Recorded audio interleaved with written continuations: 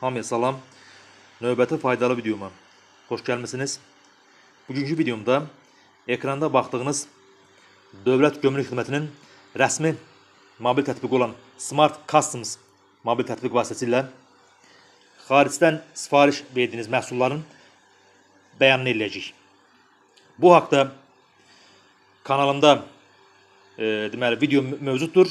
Sadəcə həmin video həmin videoda mən Dövlət Gömrük Xidmətinin rəsmi saytına daxil olmuşam və sayt vasitəsilə deməli bəyan eləmişəm. İndi isə Allahın köməyi ilə deməli Dövlət Gömrük Xidmətinin rəsmi mobil tətbiqi vasitəsilə deməli bəyan eləməyi necə bəyan olunur onu izah edəcəm inşallah.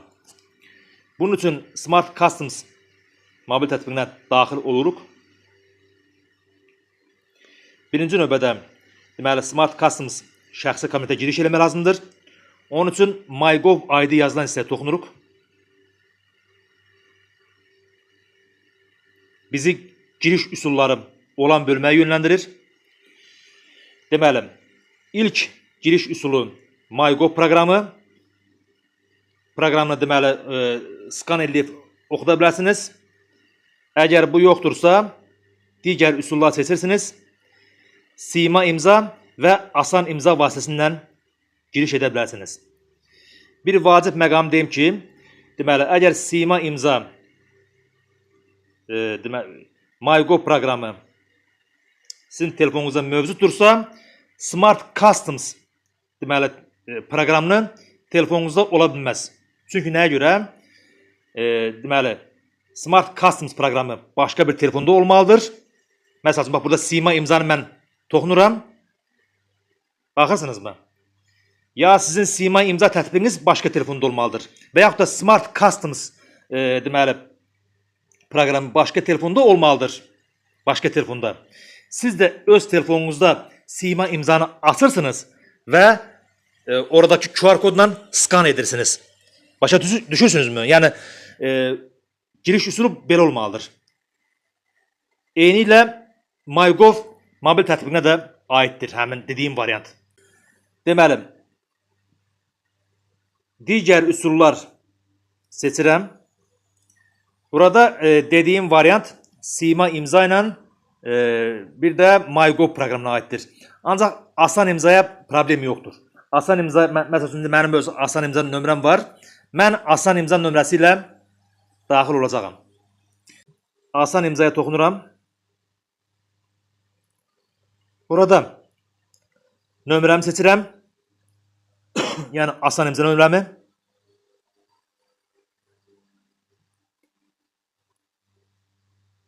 Asan imza deməli istifadəçi ID-sini 6 rəqəmli kodu buraya əlavə edirəm.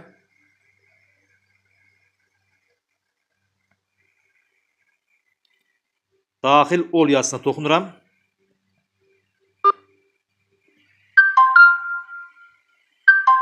Telefonuma kod gəldi. Asan imza PIN1 kodunu daxil edirəm. Asan imza nömrəsi olanlar yəqin ki bilər mən nə demək istədiyimi. Tamam yazılan yerə toxunuram.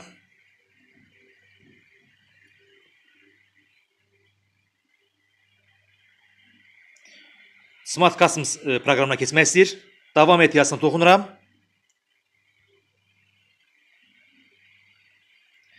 Budur. Anında Smart Customs proqramına yönləndirdi. Burada sol tərəfdə elektron ticarət sadələşdirilmiş bəyannamə yazılan hissəyə toxunuruq. Burada diqqətli olmaq lazımdır. Deməli, baxırsınız, sağ tərəfdə bəyan edilməmiş. 24 saat ərzində deməli bəyan etməlisiniz. Mesaj gəldi. Onun üçün sağ tərəfdə bəyan edilməmişlər yazan hissəyə toxunuram. Budur. Artıq burada sağ tərəfdə aşağıda bəyan et yazısına toxunuruq.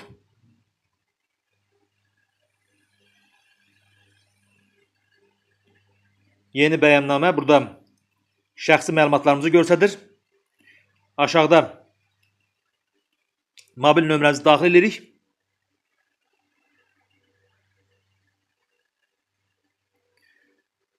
Plus 994 Azərbaycanın kodu və mobil nömrə yazılan yerə öz telefon nömrəmizi əlavə edirik.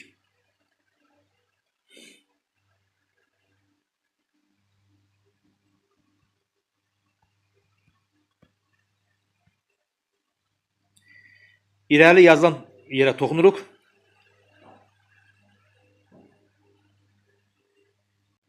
Deməli, bu hissəyə toxunmuruq. Burada bağlamanın izləmə kodudur. Bu deməli, bağlamanı gətirən poçt və ya daşıyıcı şirkət hansıdırsa onu göstərir. Malı göndərən ölkə Çin, satıcı Temu. Bu hissə düzdür. Buna toxunmuruq. İrəli yazılan yerə yenidən toxunuruq. Və burada indi biz bəyan etməliyik. Bu hissəyə diqqətlə baxın. Əlavə edin yazısına toxunuruq. Deməli, sifariş verdiyimiz malları burada qeyd etməliyik. Malın daxil olduğu əsas qrup seçin. Bu hissəyə toxunuruq. Məsəl üçün, mən burada deməli, sizdə fərqli ola bilər.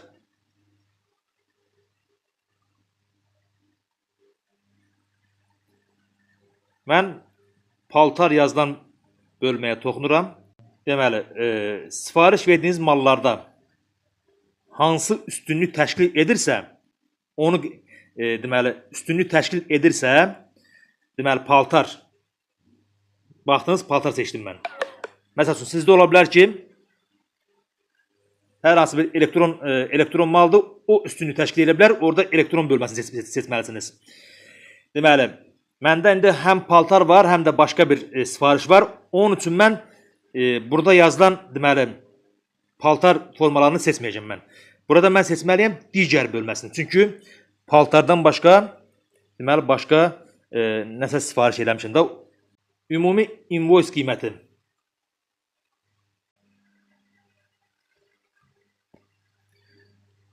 Qeyd edirəm mən qiyməti.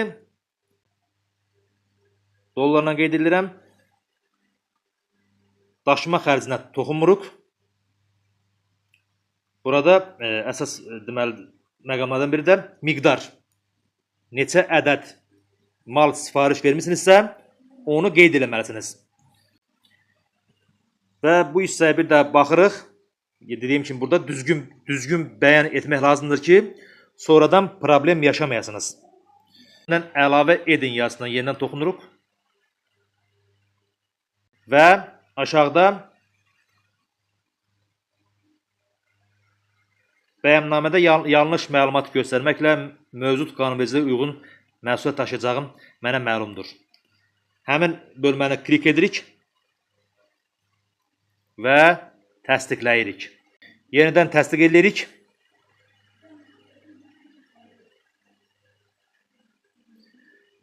Burada indi bir məqama diqqət etmək lazımdır. Deməli, bu hissədə baxırsınız. Bəyannamə, elektron bəyannamə yazılıb. Sağ tərəfində maşın işarəsi olan yerə toxunuruq. Diqqətlə bax, bu vacibdir. Buna diqqət yetirin. Maşın olan yerə toxunuruq. Maşın işarəsi olan yerə toxunuruq. Burada baxırsınız. Malların gömrük ərazisindən çıxarılmasını daşıyıcı şirkətə həvalə edirəm. Bunu mütləq və mütləq klik eləmək lazımdır ki, bax, klik edirik bunu. Bunu klik edirik və təsdiqləyirik. Status yeniləndi. Bu nə deməkdir? Siz bunu əgər bəyannaməni edəndən sonra, deməli bəyannaməni etdiniz, əgər bunu etmirsinizsə, sizin mallar qalacaq gömrükdə. Mütləq və mütləq bu yerə daxil olmalıyıq və burada malların gömrük ərazisindən çıxarılmasını daşıyıcı şirkətə həvalə edirəm olan yeri bölməni klikləməlisiniz ki, deməli malınız gələndə gömrükdən keçəndən sonra daşıyıcı şirkət malınızı götürüb sizə çatdırsın, başa düşdünüzmü? Əks halda deməli qalır gömrükdə. Bu halla deməli mən rastıma gəlmişdi. Çox adamlar şikayət edirdi ki, bizim mallarımız gəlib çıxmır. Bax, əsas məsələlərdən biri son nöqtə, yəni son toçka bu hissəyi klikləyib və təsdiqlə düyməsini basmalısınız ki, daşıyıcı şirkət sizin mallarınızı sapsağlam formada sizə təhvil versin. Deməli, Smart Customs mobil tətbiqi vasitəsilə xaricdən gətirilən malların bəyannaməsini Allahın köməyi ilə izah elədim. Ümid edirəm ki, bu videom sizlər üçün faydalı oldu. Əgər faydalı oldusa, bəyənməyi və kanalıma abunə olmağı unutmayın. Baxdığınız üçün sağ olun.